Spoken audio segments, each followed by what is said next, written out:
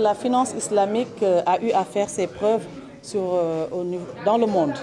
Et au niveau national, c'est le contexte insufflé par le PICE, la croissance qui a été notée depuis 2014 dans notre pays à un taux de 6%, qui a justifié l'intérêt qu'a porté la Banque islamique de développement pour mettre en place le programme de promotion de la microfinance islamique au Sénégal en partenariat avec l'État du Sénégal.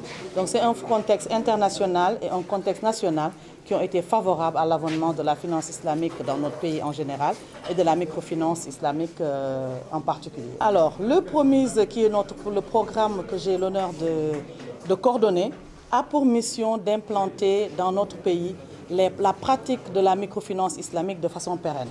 En quoi faisant, c'est-à-dire en offrant une alternative par rapport à la finance conventionnelle qui est là. Mettre en place un autre système financier qui devrait ouvrir ses fenêtres à travers les systèmes financiers décentralisés.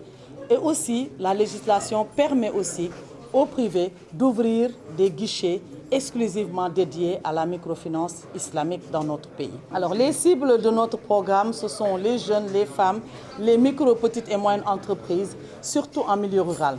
Parce que comme vous le savez, le président Macky Sall, avec sa volonté de faire de notre pays un pays émergent, a compris que l'émergence du Sénégal serait la somme des émergences de toutes les localités de notre pays. Et vous savez qu'avec l'avènement de l'acte 3 de la décentralisation, la communalisation intégrale a été instituée dans notre pays. Et ce faisant, il y a beaucoup de communes qui étaient des communautés rurales qui ont besoin de dynamisation de leur activité économique. Donc nous avons pour mission de dynamiser l'activité économique en zone rurale, mais n'excluant pas aussi les zones urbaines.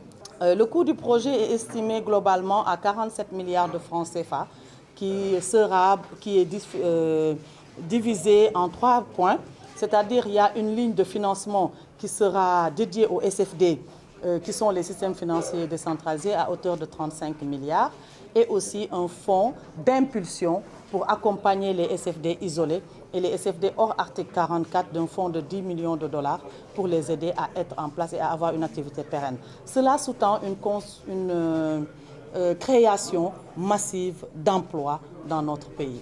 Une région comme Sédhiou, ce sont les nouvelles régions et c'est une région émergente qui a un dispositif tout un dispositif à mettre en place. Aujourd'hui, nous sommes ici pour activer les activités qui peuvent être érigées en chaîne de valeur. Comme vous le savez, il y a une activité prépondérante ici à Sédhiou, qui est l'activité de l'anacarde, et aussi d'autres activités annexes qui peuvent corroborer tout ce besoin de financement et besoin d'accompagnement en termes financiers. Donc la microfinance islamique qui a fait ses preuves partout dans le monde, dans sa capacité à sortir de terre et à accompagner pour rendre pérennes des activités économiques, fera aussi de Sédhiou un de ses axes prioritaires.